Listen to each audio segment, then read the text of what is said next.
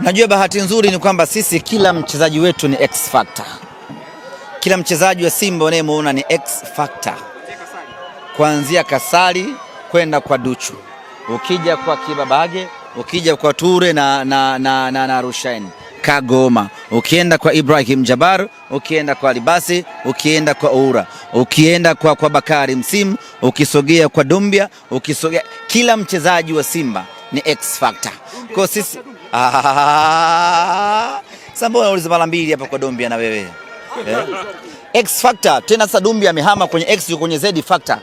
Yes, ni mchezaji mwenye uwezo mkubwa. Muda utaongea. Kwa hiyo sisi hatuna pressure na X factor. Sisi kila mchezaji wa Simba ni X factor. Ana uwezo wa kuamua mchezo, ana uwezo wa kutupa matokeo. Ndio maana sisi tumerelax kwa sababu tunayo timu ya ma X factor. Duchu red card, Kasali naye injury leo. Hapo mnasubiri kabla kutana Pamba ambayo ni timu ngumu. Red card ya Duchu ni halali. It was not fair play. Namna ambavyo ameruka haikuwa ya kimpira.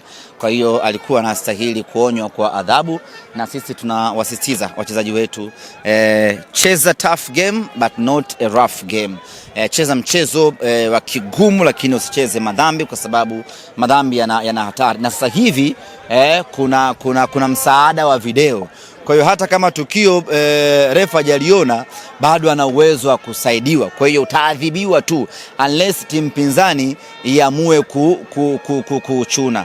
Lakini kama wataamua kutumia haki yao ya msaada wa video, maana yake ni kwamba wanakuja kuomba huo msaada wa video, unaadhibiwa. Kwa hiyo ni vyema wachezaji wetu wakafahamu hilo, ya kwamba yuko kiumbe mwingine ameongezeka katika ligi kwenye kusimamia sheria za mpira wa miguu. Tujiepushe na makosa yote ambayo yanaweza yakaiadhibu timu yetu ama yakaidhuru timu yetu.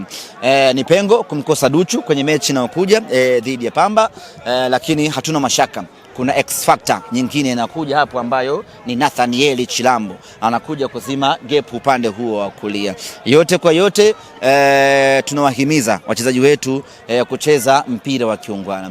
Ameumia X factor nyingine Kasali, nitakwenda kupata ripoti ya madaktari kisha nitawajuza madhara yake ama jeraha lake ambalo amelipata lina athari kiasi gani, anaweza kulikava haraka na kurejea kwenye mechi dhidi ya Pamba, ama Abel Hussein ataendelea kusimama milingotini kwa ajili ya kuiweka Simba salama. Bwana Dumbia alipokosa ile na namna uliinuka kwenye kiti, nilikuwa najua walete ile lakini nayo vile huwezi kumlaumu Dumbia, ile aliogongesha posti ya juu. Amepiga kistriker. Alichokifanya kwanza, na msifu mlinda mlango wa Kagera Sugar Kipao. Alikuja akamdistabu akapunguza goli. Nini anafanya striker mwenye uwezo mkubwa? Ni kunyanyua ule mpira. Sasa kwenye kunyanyua makadirio yakawa juu, ikaenda ikala nginja juu, ikarudi mchezoni. Lakini amefanya kitu cha kimpira kabisa, na light kama angefunga maana yake ni kwamba lingekuwa ni moja kati ya magoli bora ambayo yamefungwa kwenye raundi hii ya kwanza.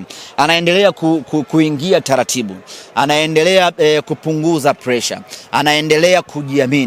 Ukiangalia mchezo wa leo na mchezo uliopita wa Ngao ya Jamii ni Dumbia wawili tofauti. Leo namuona anazima maji, anatoa, unaona hata namna ambavyo anaingia kwenye box, anasubiri mipira, ni anazidi kuimprove. Imani yangu ni kwamba anavozidi kupata muda, huu Dumbia atakuja kuwa kiumbe katili sana katika mpira wa Tanzania.